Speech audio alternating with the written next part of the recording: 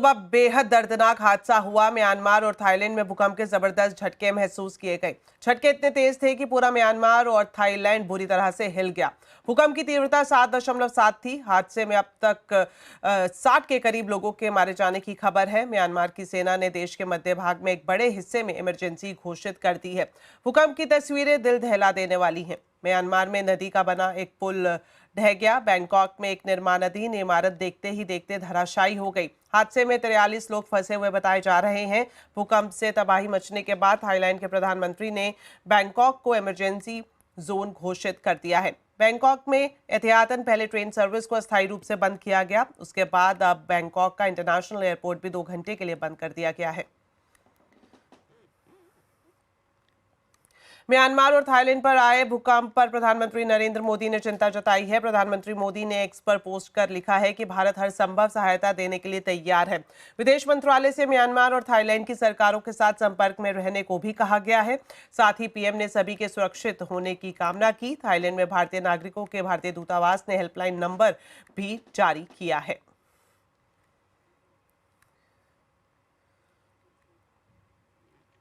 तो भूकंप इतना जोरदार था कि इसका असर भारत, बांग्लादेश और चीन समेत 5 देशों में महसूस किया गया।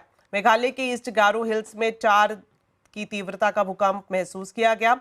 इसके साथ ही कोलकाता और इम्फाल में भी हल्के झटके महसूस किए गए।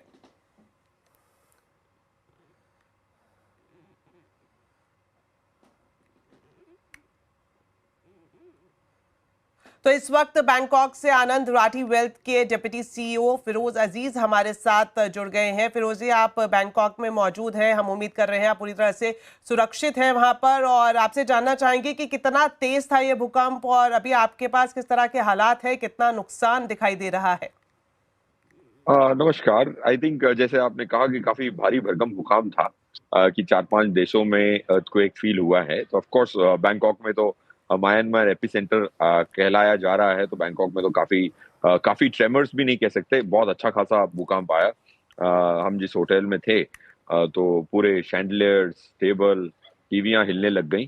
तो आई थिंक काफी अच्छा भूकंप था। ऑलमोस्ट 1-2 मिनट तक का भूकंप था।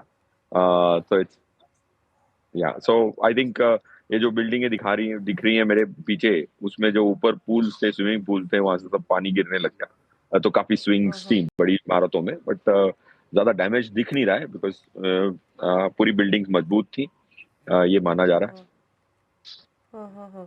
तो अभी किस तरह के हालात आसपास दिखाई दे रहे हैं फिरोज जी? देखिए, ये भूकंप करीबन 2 बजे बैंकॉक टाइम पे आया था। तो अभी ऑलमोस्ट 4-5 घंटे हो चुके हैं। तो काफी देर तक पूरी आबादी रोड पे बैठी रही, 2 घंटे 3 घंटे। उसके बाद अब सब लोग रेज्यूम कर रहे हैं, क्योंकि गवर्नमेंट ने भी इधर बोला है कि जो ट्रेमर्स का खतरा था वो घटता जा रहा है। तो आई थिंक अब थोड़ी नॉर्मल सी आई है। एयरपोर्ट भी अभी खुला है। मेरे 1-2 कोलीग्स भी ट्रैवल कर रहे हैं। ये माना जा रहा है कि अभी नॉर्मल सी ऑलमोस्ट आई है, और आई थिंक खतरा पूरी तरह से टला नहीं है, ये कहा जा रहा है। चलिए, आप अपना ध्यान रखें, आप सुरक्षित रहें फिरोज जी, हम यही कामना करते हैं। और साथ ही साथ धन्यवाद हमसे जुड़ने के लिए, सीधा बैंकॉक से, और आंखों देखा हाल बताने के लिए।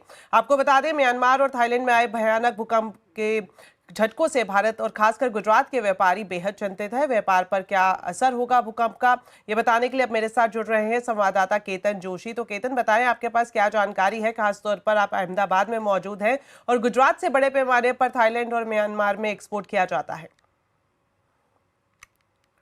देखिए, 3 जो प्रमुख सेक्टर आपने बताए, जो दवाइयाँ यहाँ से एक्सपोर्ट होती है, खासकर टेक्सटाइल और केमिकल, उसमें बहुत बड़ा गैप आ सकता है। क्योंकि थाईलैंड और म्यांमार, खासकर म्यांमार की जितनी भी दवाइयों की सालाना ज़रूरत है, उनमें से 42% दवाइयाँ हैं वो भारत उसको पूरी करता है, और उसमें से गुजरात का हिस्सा ज़्यादा है। अभी इडमा गुजरात के फॉर्मर चीफ से हमारी बात हुई, उसके मुताबिक 2100 करोड़ की दवाइयाँ सिर्फ गुजरात से म्यांमार हर साल जाती है। कुछ हिस्सा है वो थाईलैंड में भी जाता है। तो म्यांमार में अब डिमांड भी काफ़ी बढ़ जाएगी और दाम भी बढ़ जाएंगे। दूसरा, जो केमेक्सेल के जो फॉर्मर चेयरमैन है, उनसे हमारी बात हुई, तो जो टेक्सटाइल की बात करें तो 2 बड़े शहर अहमदाबाद और सूरत से सालाना 600 करोड़ से ज़्यादा का कपड़ा वहाँ जाता है। तो उसमें भी डिमांड भी आ सकती है और पेमेंट फंसने की भी एक पूरी संभावना है। और केमिकल का भी एक बहुत बड़ा हिस्सा है वो इन 2 देशों में जाता है। तो व्यापारी चिंतित है। कुछ व्यापारियों ने वहाँ के इंडस्ट्री मिनिस्टर से भी बात की, भरत छाजड़ ने वहाँ से बात कर ली और ये भी आश्वस्त किया कि अभी पेमेंट की जो स्थिति होगी वो हम देख लेंगे, लेकिन जो आपको ज़रूरत है वो हम यहाँ से भिजवा देंगे।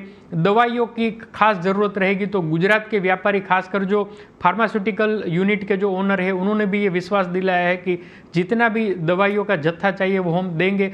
तो खासकर गुजरात के ऊपर ये 3 बड़ी जो बिजनेस की है वो उस पर म्यांमार और थाईलैंड निर्भर है। तो यहाँ से उनकी डिमांड भी बढ़ने वाली है और कुछ हद तक, कुछ महीनों तक उसकी पेमेंट भी अभी रुक जाएगी, ऐसी व्यापारियों ने आशंका व्यक्त की है।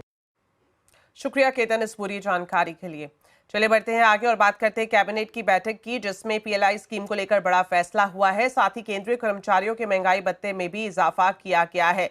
क्या कुछ पूरी जानकारी है, जानते हैं सीधा असीम मनचंदा अब हमारे साथ जुड़ गए हैं। तो असीम, आपसे जानना चाहेंगे आज जो बड़े फैसले लिए गए हैं उनके बारे में पूरी जानकारी क्या है? देखिए, सबसे पहले तो सरकार ने इलेक्ट्रॉनिक कंपोनेंट पीएलआई स्कीम को हरी झंडी दे दी। कुल 22,919 करोड़ रुपए की ये स्कीम है और इस स्कीम के जरिए भारत में इलेक्ट्रॉनिक मैन्युफैक्चरिंग को बढ़ावा दिया जाएगा। खासतौर पे की पीसीबी मॉड्यूल, कैमरा मॉड्यूल्स के साथ साथ बाकी जितने भी कंपोनेंट्स बनते हैं उनको भारत में ही बनाने में ही भारत सरकार आगे करेगी। अभी मैं बता दूं कि भारत में करीबन 40 से 50 बिलियन डॉलर के आसपास का प्रोडक्शन होता है, लेकिन सरकार का इरादा है कि 2030 तक इसको बढ़ा करके 100 बिलियन डॉलर के आसपास का कर दिया जाए। तो उसी की दिशा में ये काम सरकार कर रही है। तो सरकार के मुताबिक इससे इस पूरे सेक्टर के अंदर करीबन 60,000 करोड़ रुपए का नया निवेश आएगा और 4.5 लाख करोड़ रुपए के आसपास का आने वाले 5 दिनों के अंदर जो इलेक्ट्रॉनिक कंपोनेंट की मैन्युफैक्चरिंग होगी, तो उसी को ध्यान में रखते हुए इस स्कीम को हरी झंडी दी गई है। इतना ही नहीं, कैबिनेट ने जो केंद्रीय कर्मचारी है उनको भी तोहफा दिया, उनका डीए 2% बढ़ाने को हरी झंडी दे दी है। इसके साथ साथ न्यूट्रेंट बेस्ड सब्सिडी को भी हरी झंडी दी गई है। करीबन 37,500 करोड़ रुपए के आसपास की एनबीएस सब्सिडी दी गई है, जो कि खरीफ फसलों में किसानों के काम आएगी और उनको फर्टिलाइजर खरीदने पर कोई भी नया बोझ उनके ऊपर नहीं पड़ेगा। जी असीम, आप हमारे साथ बने रहे। एक और खबर के लिए आपके पास वापस लौटेंगे। इस बीच आपको बता दें, दिल्ली हाईकोर्ट से ग्राहकों को एक बड़ी राहत मिली है। होटल और रेस्टोरेंट में सर्विस चार्ज लगाने पर दिल्ली हाईकोर्ट ने कंज्यूमर को राहत दी है। दिल्ली हाईकोर्ट ने कहा कि ये पूरी तरह से स्वैच्छिक है और होटल इसे ग्राहकों पर नहीं थोप सकते। इस मामले में दिल्ली हाईकोर्ट ने रेस्टोरेंट एसोसिएशन पर 1 लाख रुपए का जुर्माना भी लगाया है। डिटेल ले लेते हैं असीम से। हमारे साथ असीम लाइव जुड़े हुए हैं। असीम, बताएं क्या कुछ कहा है दिल्ली हाईकोर्ट ने अपने इस पूरे फैसले में? देखिए, आप किसी होटल या किसी रेस्टोरेंट में जाते हैं, वहाँ खाना खाते हैं, जब आपको बिल मिलता है तो आप उसमें देखते हैं कि 10% सर्विस चार्ज लगा हुआ है। तो अक्सर लोग ये सोचते हैं कि एक प्रकार का सरकार का टैक्स होगा और उसको चुका देते हैं। तो सरकार चाहती थी कि इसमें लोगों को क्लैरिटी आए। तो सेंट्रल कंज्यूमर प्रोटेक्शन अथॉरिटी ने जुलाई 2022 में इसको लेकर के गाइडलाइंस जारी की थी और कहा था कि ये पूरी तरह से वैकल्पिक है, एसोसिएशन इसको ग्राहकों के ऊपर नहीं थोप सकते। लेकिन इस सारी गाइडलाइंस को नेशनल रेस्टोरेंट एसोसिएशन ने दिल्ली हाईकोर्ट के अंदर चुनौती दी थी। दिल्ली हाईकोर्ट ने इस पूरे मामले की सुनवाई की और आज अपना फैसला सुनाया। दिल्ली हाईकोर्ट ने कहा कि ये पूरी तरह से स्वैच्छिक है, इसको ग्राहकों के ऊपर नहीं थोपा जा सकता है। सेंट्रल कंज्यूमर प्रोटेक्शन अथॉरिटी के पास अधिकार है ग्राहकों को बचाने के लिए उस तरह की गाइडलाइंस लेकर के आ सकती है। तो ये साथ ही जो रेस्टोरेंट एसोसिएशन है उसके ऊपर 1 लाख रुपए तक का जुर्माना लगाया गया। कोर्ट ने यह भी कहा है कि अगर आपको ये चार्ज वसूलना तो आप इसका नाम बदल दीजिए, इसका नाम बदल करके स्टाफ चार्जेस रख दीजिए या टिप रख दीजिए, ऐसा कुछ रख दीजिए जिससे कि ग्राहकों को पता चल सके कि ये पूरी तरह से वॉलंटरी है। तो अब जो जितने भी रेस्टोरेंट है, एसोसिएशन है, उनको इन गाइडलाइंस का पालन करना होगा। असीम, इन दोनों खबरों पर जानकारी देने के लिए। चलिए बढ़ते हैं आगे और आपको बता दें, 1 अप्रैल से डायबिटीज, बुखार और एलर्जी की दवाएं महंगी होने जा रही हैं। सरकार ने national list of essential medicine के तहत आने वाली इन दवाइयों के दाम में करीब 0.25% की बढ़ोतरी को मंजूरी दे दी है। इस लिस्ट में ऐसी 800 दवाइयों के नाम शामिल हैं जिनकी कीमतें बढ़ाने को मंजूरी दी गई है। खासतौर पर अगर मास कंजम्पशन दवाइयों की बात करें तो इसमें पैरासीटामोल शामिल है, एजिथ्रोमाइसिन है, एंटी एनीमिया दवा और विटामिन और मिनरल की जो गोलियां हैं वो भी इसमें शामिल की गई हैं। दवा के कच्चे माल में जो महंगाई के चलते फार्मा कंपनियां कीमतें बढ़ाने की मांग कर रही थी, सरकार ने होलसेल प्राइस इंडेक्स के साथ तालमेल बिठाते हुए 0.25% तक बढ़ोतरी को मंजूरी दे दी है। चलिए अब शेयर बाजार का पूरा हाल आपको बता देते हैं। अप्रैल सीरीज के पहले दिन बाजार में उतार चढ़ाव रहा। सेंसेक्स निफ्टी गिरावट के साथ बंद हुए।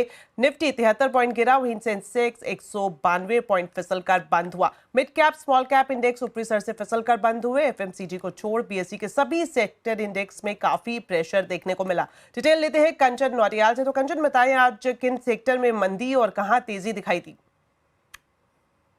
तो डेफिनेटली अप्रैल सीरीज के पहले दिन हमें मार्केट के अंदर एक उतार चढ़ाव तो देखने को मिला है, लेकिन अब देख लेते हैं कि स्टॉक स्पेसिफिक एक्शन आज के सत्र में किस तरीके का रहा है। सबसे पहले निफ्टी के बढ़ने वाले शेयर्स की बात करी जाए तो एफएमसीजी पैकी की बात करें तो यहाँ पे हमें अच्छे गेन्स देखने को मिले हैं। टाटा कंज्यूमर पहले नंबर पे आता है, 3% की बढ़त यहाँ देखने को मिली है। कोटक महिंद्रा बैंक भी इनफैक्ट 2% की बढ़त के साथ बंद हुआ है। ऑयल एंड गैस में भी अच्छा खासा इजाफा है। ब्रेंट क्रूड के जो प्राइसेस है वो काफी नरम हो चुके हैं, जिसका रिफ्लेक्शन ओएनजीसी 2% की बढ़त और अपोलो हॉस्पिटल भी करीबन 2% के इजाफे के साथ बंद हुआ है। लूजिंग स्ट्रीक में सिप्ला 3%, श्रीराम फाइनेंस में 3.5%, विप्रो 4% और इंडसइंड बैंक भी 4% की कमजोरी के साथ आज के सत्र में बंद हुआ है। आईटी पैक में काफी ज्यादा प्रेशर देखने को मिला है। ऑटो, अब बात कर लेते हैं मिड कैप की, जहां पे सोलर इंडस्ट्री में 3% का इजाफा, हिंदुस्तान जिंक 3.25%, आईजीएल 4% और बीएसई में करीब 17% का इजाफा देखने को मिला है जब से सेबी का सर्कुलर आया है। अब गिरने वालों की बात करी जाए तो IDFC first bank 4%, Tata Elxsi 4%, AU small finance bank में 4% और साथ ही साथ ओला इलेक्ट्रिक भी आज करीबन 4% की गिरावट के साथ बंद हुआ है। शुक्रिया कंचन इस पूरे मार्केट अपडेट के लिए। FY25 का आज आखिरी ट्रेडिंग दिन है। FY25 रिटर्न के लिहाज से चिढ़ाने वाला ही था। अक्टूबर से जो झटके शुरू किए वो मार्च तक महसूस किए गए। भला हो मार्च सीरीज का, जिसने मायूसी को मुस्कुराहट में बदला। FY25 जैसे तैसे पॉजिटिव बंद हो रहा है। FY25 का पूरा लेखा जोखा बता रही हैं हमारी सहयोगी मिताली जैन। तो FY25 जो था वो थोड़ा सा म्यूटेड नज़र आया मैसिव करेक्शन के बाद, लेकिन फिर भी नज़र डालते हैं कि कौन थे टॉप मूवर्स, क्या था आईपीओ बाजार का हाल। सबसे पहले आप निफ्टी सेंसेक्स पर नज़र डालें तो यहाँ पे निफ्टी और सेंसेक्स से 5 to 6% की हमें अपसाइड मूवमेंट देखने को मिली, लेकिन सबसे ज़्यादा बैंक निफ्टी ने अच्छे रिटर्न्स दिए। 8% के यहाँ पे रिटर्न्स इस फाइनेंशियल ईयर में निफ्टी बैंक देता हुआ नजर आया। Nifty small cap mid cap की अगर मैं बात करूँ तो यहाँ पे भी 5 to 6% के रिटर्न्स हमें एवरेज बेसिस पे नजर आए। FIs की बात करें तो नेट पे देखें तो FY25 में पूरा ही 4 लाख करोड़ की बिकवाली टोटल FIs यहाँ पे करते नजर आए, लेकिन DIIs ने थोड़ा मार्केट को संभाले रखा और 6 लाख करोड़ की स्ट्रॉन्ग बाइंग हमें यहाँ पे DIIs से देखने को मिली है। स्ट्रॉन्ग मूवर्स जो सुपर हीरो कहलाए जा सकते हैं FY25 की, उनमें बात करें तो श्रेणी में सबसे पहला नाम है वो है PG इलेक्ट्रोप्लास्ट का। 460% का रिटर्न इसने 1 अप्रैल से 31 आज तक अपने इन्वेस्टर्स को दिया है। DSW होल्डिंग्स, मजगांव डॉक ने भी 200% का प्राइस में अपसाइड मोमेंटम दिखाया है। साथ ही TND यानी कि transformers and rectifiers, Sharda energy, Deepak fertilisers ने भी यहाँ पे 150-160% के अपसाइड मूवमेंट्स अपने प्राइस स्टॉक्स में दिखाए हैं। साथ ही अब बात करें कि कौन थे अपने इन्वेस्टर्स को सबसे ज़्यादा रुलाने वाले शेयर्स, तो Raymond lifestyles, IndusInd bank, Sonata soft, यहाँ पे 50% से ज़्यादा की गिरावट इन स्टॉक्स ने महसूस करी है। इसके अलावा Vodafone idea, Adani enterprises, Birla soft और डिलीवरी भी यहाँ पे आपको शामिल नजर आएंगे। कल जैसे रीबैलेंसिंग थी तो सेमी एनुअली रीबैलेंसिंग होती है। इससे पहले सितंबर 2024 में जो रीबैलेंसिंग हुई थी वहाँ पे निफ्टी 50 में हमें BEL और ट्रेंड आते हुए नजर आए थे। साथ ही डीवी स्लैब और LTI माइंड्री यहाँ से विदाई लेते हुए नजर आए थे सितंबर 2024 में। लेकिन मार्च 2025 की हम बात करें तो जोमेटो और जियो फाइनेंशियल ने निफ्टी 50 में एंट्री मारी है और साथ ही BPCL और ब्रिटानिया आपको यहाँ से निफ्टी 50 से आउट होते हुए नजर आए। अब बात करें हम IPO मार्केट की, तो IPO मार्केट का जो मेन बोर्ड था 82 कंपनीज ने यहाँ पे IPOs इशू किए और 2.27 लाख करोड़ के फंड्स यहाँ पे रेज होते हुए नजर आए। SME IPOs भी तगड़े थे, 242 के आसपास SME IPOs लिस्ट हुए और काफ़ी बड़ा अमाउंट यहाँ पे SME IPOs ने भी लिस्ट किया, यहाँ पे रेज किया है। सबसे बड़े लिस्टिंग गेन्स कहाँ पे देखने को मिले उनकी बात करें तो विभोर स्टील ट्यूब्स यहाँ पे 196% का लिस्टिंग गेन देखने को मिला। साथ ही BLS E services, Mamta machinery, Bajaj housing, KRN heat exchanger यहाँ पे देखिए 120 से 180% तक के भी लिस्टिंग गेन आपको देखने को मिले। इन IPOs में से कहाँ चली बाजी उसकी बात करें तो KRN हीट एक्सचेंजर अपने लिस्टिंग गेन के बाद 300% का रिटर्न अपने इन्वेस्टर्स को देता नजर आया। ज्योति CNC, भारती हेक्साकॉम 155-220% के यहाँ पे आपको रिटर्न देखने को मिले।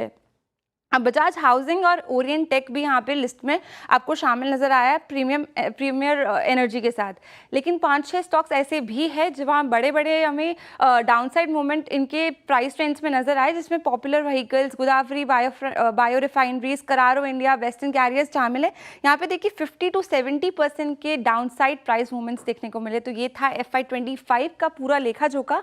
आगे आने वाला FY26 क्योंकि मंगलवार से शुरुआत हो रही है उसकी, तो हम चाहते हैं कि हमारे दर्शकों के लिए पूरा FY26 काफ़ी मंगलमय रहे। जियो फाइनेंशियल और जोमेटो की एंट्री से निफ्टी की सूरत बदल गई है। नई एंट्री से शेयर्स को फायदा होगा या नुकसान? साथ ही निफ्टी में एंट्री और एग्जिट करने वाले पुराने खिलाड़ियों का क्या हाल हुआ, जानते हैं हॉर्मस पटाकिया से। तो हॉर्मस बताएं, नए खिलाड़ियों की एंट्री से निफ्टी में क्या बदलेगा?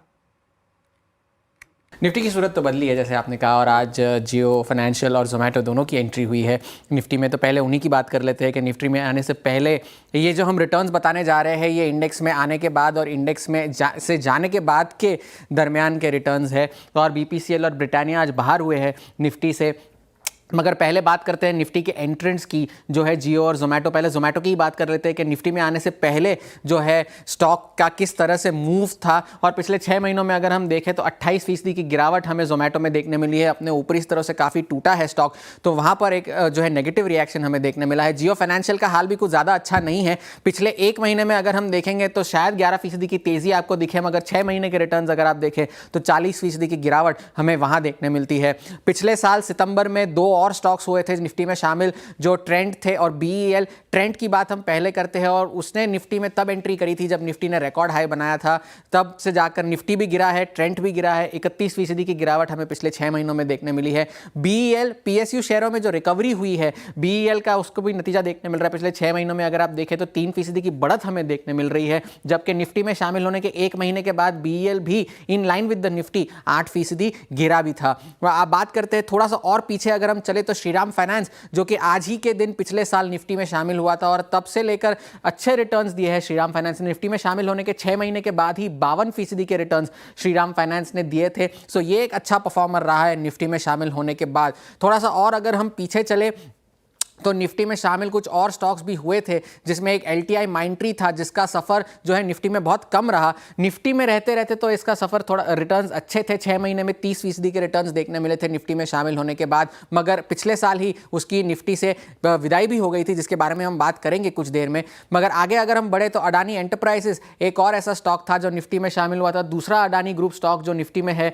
और पहले तो अगर आप देखें तो ठीक ठाक रिटर्न्स थे, मगर हिंडनबर्ग 1.0 के आने के बाद स्टॉक की काफ़ी पिटाई हुई थी और 6 महीने में जो है स्टॉक आधा हो गया था निफ्टी में आने के बाद।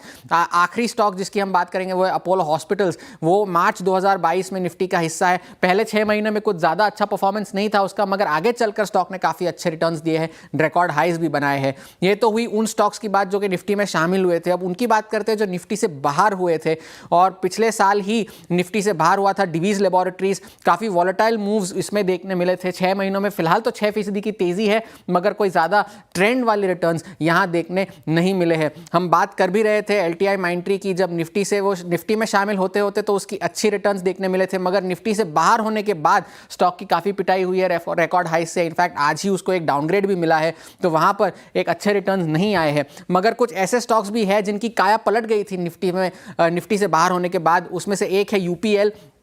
अच्छे रिटर्न्स दिए हैं उसने निफ्टी से बाहर होने के बाद। आज को अगर हम छोड़ दे तो 52 वीक हाई के आसपास ही कामकाज कर रहा है। 6 महीनों में 35% के रिटर्न्स निफ्टी से बाहर होने के बाद UPL ने दिए थे। एक और ऐसा स्टॉक है श्री सीमेंट्स, जिसने भी अच्छे रिटर्न्स दिए हैं। वो तो अपने रिकॉर्ड हाइस पर ट्रेड कर रहा है। 20% के रिटर्न्स निफ्टी से बाहर होने के बाद 6 महीने के अंदर इस स्टॉक ने भी दिए हैं। और आखिरी स्टॉक जिसकी हम बात करेंगे वो है इंडियन ऑयल कॉर्पोरेशन। निफ्टी से बाहर होने के बाद इसने कोई खास रिटर्न्स नहीं दिए। 6 महीनों में 17% की गिरावट हमें देखने मिल रही है। तो कई फायदा है, कई नुकसान है, मगर जोमेटो और जियो फाइनेंशियल पर अब नजर बनाए रखने की जरूरत होगी कि वो निफ्टी की सूरत किस तरह से बदलते हैं। जी शुक्रिया हरमस इस पूरे विश्लेषण के लिए। चलिए बढ़ते हैं आगे और बात करते हैं मार्च ऑटो सेल्स नंबर की। बाजार की नजरें 1 अप्रैल को आने वाले मार्च ऑटो बिक्री आंकड़ों पर होगी। क्या उम्मीद है, जानकारी लेते हैं यतिन मोता से। तो यतिन बताएं, मार्च ऑटो बिक्री के नंबर्स को लेकर क्या अनुमान है? इस टाइम के जो मार्च के सेल से थोड़े फीके रहने की उम्मीद है। इनफैक्ट अगर हम कमर्शियल व्हीकल्स की बात करें तो यहाँ 5 से 7% का वॉल्यूम डिक्लाइन आपको आता हुआ नजर पड़ेगा। इसके अलावा अगर हम टू व्हीलर्स सेगमेंट की बात करें तो यहाँ डीलर्स की तरफ से ये कहा जा रहा है कि रिटेल सेल्स में भी थोड़ा बहुत वीक रुझान देखने को मिल रहा है और चैलेंज जो इन्वेंट्री है वो बढ़ती हुई नजर पड़ रही है। और अगर हम कार सेगमेंट की बात करें यानी 4 व्हीलर्स की बात करें तो यहाँ भी आपको जो है स्लो डाउन इन डिमांड दिखाई पड़ रही है और डिस्काउंट्स यहाँ बढ़ते हुए नजर पड़ रहे हैं। 1 अप्रैल से थोड़ी बहुत प्राइस हाइक्स काफ़ी सारी कंपनीज ने ली हैं जिसके कारण थोड़ी बहुत प्री बाइंग हुई है, लेकिन क्लियरली थोड़ा बहुत स्लो माहौल आपको दिखाई पड़ेगा।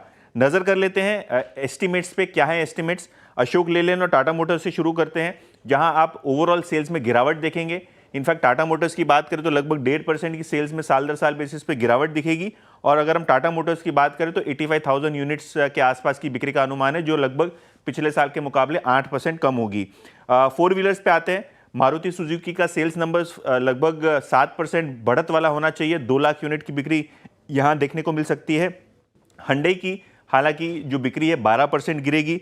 M&M ऑटो और ट्रैक्टर दोनों में ट्रैक्शन अच्छा है। देखिए पिछले 3-4 महीने से हम देख रहे हैं कि इनकी ऑर्डर बुकिंग अच्छी है, ट्रैक्टर सेल्स में भी ट्रैक्शन है। तो 10% ऑटो सेल्स में और लगभग 20% आप ट्रैक्टर सेल्स में इजाफा एक्सपेक्ट कर सकते हैं महिंद्रा एंड महिंद्रा के लिए। बजाज ऑटो की बात करें तो सेल्स इस टाइम फ्लैट रहने की उम्मीद है।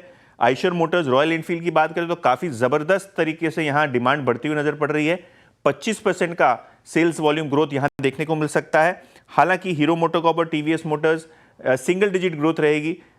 हीरो मोटो का स्पेसिफिक नंबर दें तो लगभग 5 लाख यूनिट्स की बिक्री का अनुमान है और टीवीएस मोटर्स लगभग 4 लाख यूनिट्स की बिक्री का अनुमान आता हुआ नजर पड़ रहा है। शुक्रिया यतिन इस पूरी जानकारी के लिए। इस बीच आपको बता दें सेबी ने एफएनओ एक्सपायरी को लेकर कंसल्टेशन पेपर जारी किया है। सेबी ने कहा है कि एक्सपायरी दिन को तय करने से पहले सभी पक्षों से राय ली जाएगी। सेबी ने सुझाव दिया है कि एक्सपायरी दिन मंगलवार या गुरुवार को रखा जा सकता है। तो क्या कुछ हाइलाइट्स हैं इस पूरे कंसल्टेशन पेपर की, बता रहे हैं यतिन मोता। सेबी ने एफएनओ मार्केट्स के लिए एक बड़ा कंसल्टेशन पेपर जारी किया है जहां कौन से दिन पे एक्सपायरी रहनी चाहिए और एक्सचेंजेस को कौन से प्रोटोकॉल फॉलो करने हैं उसके बारे में जिक्र है। सेबी का मानना यह है कंसल्टेशन पेपर में कि या तो मंगलवार को या गुरुवार को एक्सपायरी हो और सारे के सारे एक्सचेंजेस इन 2 दिनों पे ही अपनी वीकली एक्सपायरी रखें और डेरिवेटिव एक्सपायरी रखें। सेबी को इस डेरिवेटिव चेंजेस के लिए क्यों अपना कंसल्टेशन पेपर लाना पड़ा, तो कुछ हफ्ते पहले ही अगर हम देखें तो डेरिवेटिव्स पे एनएसई ने बड़े चेंजेस अनाउंस किए थे। गुरुवार की बदली उन्होंने अपनी एक्सपायरी का दिन सोमवार को चयन कर लिया था, जबकि बीएससी का जो एक्सपायरी डे था वो मंगलवार था। तो कहीं ना कहीं सेबी ने इस चीज़ पे आपत्ति जताई है और एनएसई को और बीएससी को कंसल्टेशन के पेपर के माध्यम से ये कहने की कोशिश की है कि मंगलवार या गुरुवार को ही अब एफएनओ एक्सपायरी रहेगी। अगर हम बीएससी के शेयर की बात करें तो आज ज़बरदस्त तेज़ी में था क्योंकि पहले ये डर था कि शायद एनएसई के बदलाव की वजह से बीएससी का मार्केट शेयर लॉस हो, लेकिन कंसल्टेशन पेपर में क्लियरली एक प्रोटोकॉल रखा गया है जिसके कारण सारे के सारे निवेशकों का और एक्सचेंजेस का हित जो है बरकरार रहे। तो क्या बाजार में सारी चिंताएं खत्म हो गई हैं? आज आवाज अड्डा में इसी पर होगी खास चर्चा शाम 7:57 पर। जरूर देखिए।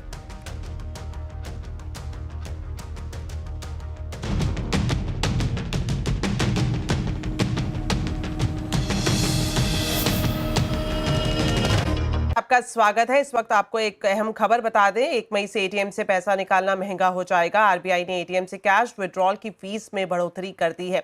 5 फ्री ट्रांजैक्शन के बाद अगर आप एटीएम से पैसा निकालेंगे तो 1 मई से आपको प्रति ट्रांजैक्शन 23 रुपए का चार्ज लगेगा, जो अभी तक 17 रुपए लगता है। चलिए बढ़ते हैं आगे और आपको बताते हैं मौसम का पूरा हाल। दिल्ली समेत पूरे उत्तर भारत में लोगों को इस बार गर्मी का डबल अटैक झेलना पड़ सकता है। हीट वेव वाले दिनों की संख्या बढ़ने का अनुमान लगाया गया है और किस तरह से मौसम में गर्मी का मिजाज देखने को मिल सकता है, इसकी पूरी जानकारी दे रहे हैं संवाददाता रोहन सिंह। उफ, ये गर्मी, अगर गर्मी ने आपको भी मेरी तरह परेशान कर दिया है तो आने वाले दिनों में कोई खास राहत नहीं मिलने वाली है, क्योंकि मौसम विभाग का कहना है कि इस बार गर्मी का डबल झटका लगने जा रहा है। डबल झटका किस लिए? क्योंकि इस बार जो number of heat waves days होते हैं वो पहले के मुकाबले 2 गुने होने जा रहे हैं। आमतौर पे जो हीट वेव्स डेज कहा जाता है वो 5 से 6 दिन होते हैं नॉर्थ वेस्ट या जो सेंट्रल इंडिया है वहां पे, जबकि इस बार इसकी संख्या 10 से 12 दिन होने जा रही है, ऐसा अनुमान लगाया जा रहा है। हीट वेव्स डेज तब कहा जाता है जबकि जो टेम्परेचर है वो या तो 40 डिग्री हो या फिर सामान्य से 5 डिग्री ज्यादा हो। इस बार इस तरह के जो दिन हैं वो ज्यादा होने जा रहे हैं। और सिर्फ यही नहीं, जो मौसम विभाग का सीजनल हीट फोरकास्ट है उसके मुताबिक भी इस बार चाहे वो मिनिमम टेम्परेचर हो या फिर मैक्सिमम टेम्परेचर हो वो ज्यादा रहने वाला है 1-2 डिग्री लगभग सभी दिनों में। और ये इसका जो मेन कारण है वो अल नीनो फैक्टर कहा जा रहा है, जो पैसिफिक ओशन में होता है उसका इम्पैक्ट यहाँ पे आपको देखने को मिलेगा। और जो राज्य सबसे ज्यादा प्रभावित होने जा रहे हैं, चाहे वो दिल्ली हो, हिमाचल हो, राजस्थान हो, पंजाब हो, गुजरात हो, हरियाणा हो, जम्मू कश्मीर हो, ये सारे राज्यों पे सबसे ज्यादा इम्पैक्ट पड़ने जा रहा है। और इस बार इसलिए जो एक फोरकास्ट किया गया है, लोगों को जो एडवाइजरी दी गई है कि अपना ख्याल रखें। आने वाले कुछ जो दिन हैं, चाहे वो अप्रैल के महीने हो या फिर मई हो, जून तक भी ये लगातार बना रहने वाला है। और बहुत कम उम्मीद है कि राहत मिलेगी लोगों को, तो अपना ख्याल रखें। घर से बाहर निकलते वक्त तमाम तरह के जो एहतियात हैं वो जरूर बरतें। रोहन सिंह, दिल्ली। अब खबर संसद से, जहां आज राज्यसभा में कार्यवाही शुरू होते ही हंगामा मच गया। ये हंगामा समाजवादी पार्टी के सांसद रामजी लाल सुमन के बयान के खिलाफ हुआ। रामजी लाल सुमन ने हाल ही में राज्यसभा में राजपूत राजा राणा सांगा को गद्दार कहा था और आज इस मुद्दे पर राज्यसभा में भारी हंगामा भी हुआ। सत्ता पक्ष ने बयान को लेकर माफी की मांग की। सदन में हंगामा बढ़ा तो संसदीय कार्य मंत्री किरेन रिजिजू खड़े हुए। उन्होंने कहा कि सदन में अगर देश के हीरो को कोई बेइज्जत करता है तो उसे सदन के सामने माफी मांगनी चाहिए। मेरा तरफ से ये दरखास्त है, हम लोग आपका स्टेटमेंट को, ऑब्जर्वेशन को एंडोर्स करते हुए विशेष करके जो इंडी गठबंधन है कि नेता कांग्रेस पार्टी को भी मैं अनुरोध करता हूं, आप भी खुले तौर पर ऐसे स्टेटमेंट का खंडन कीजिए। और चेयरमैन साहब ने जो ऑब्जर्वेशन किया है, कोई भी रीजन, कोई भी जाति का नेशनल हीरो को अपमान नहीं करना चाहिए, देश में भी और इस सदन में भी। तो रामजी लाल सुमन के बयान पर विपक्ष एकजुट दिखाई दिया। राज्यसभा में विपक्ष के नेता मल्लिकार्जुन खड़गे ने रामजी लाल सुमन के बयान के बचाव करने की कोशिश की। इस देश में जो भी पैट्रियट्स हैं, देश के लिए लड़े हैं, उनका मैं सम्मान करता हूं। लेकिन इसका मतलब ये नहीं है कि कानून अपने हाथ में लेकर अगर कोई किसी के घर पे जाकर तोड़फोड़ करता है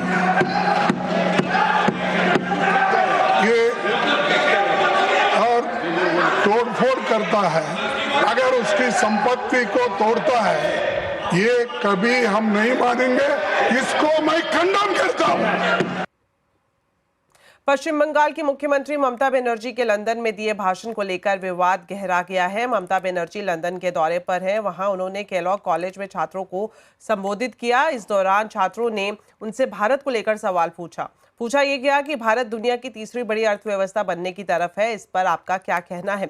तो ममता ने जवाब दिया कि मैं इससे असहमत हूं। India has already overtaken the UK.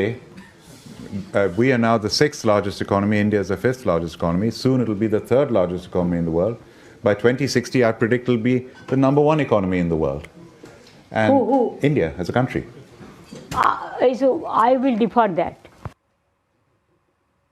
तो लंदन में ममता बनर्जी के बयान को लेकर सियासत शुरू हो गई है। बीजेपी ममता के इस बयान पर जबरदस्त हमला बोल रही है।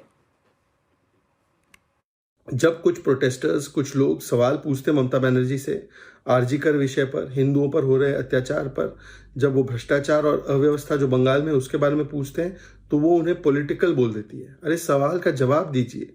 इस बार विदेशी धरती पर बंगाल पुलिस या तृणमूल के गुंडे नहीं थे, तो सवाल का जवाब देने के बदले ऐसे ही लोगों को कैरेक्टराइज करना और भारत की उपलब्धियों को कम करके आंकना, भारत की बदनामी की सुपारी लेना, ये उनकी मानसिकता है।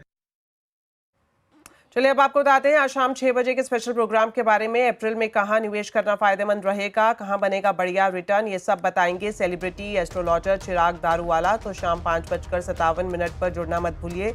जरूर देखिए निवेश का राशिफल। चिराग दारूवाला के साथ।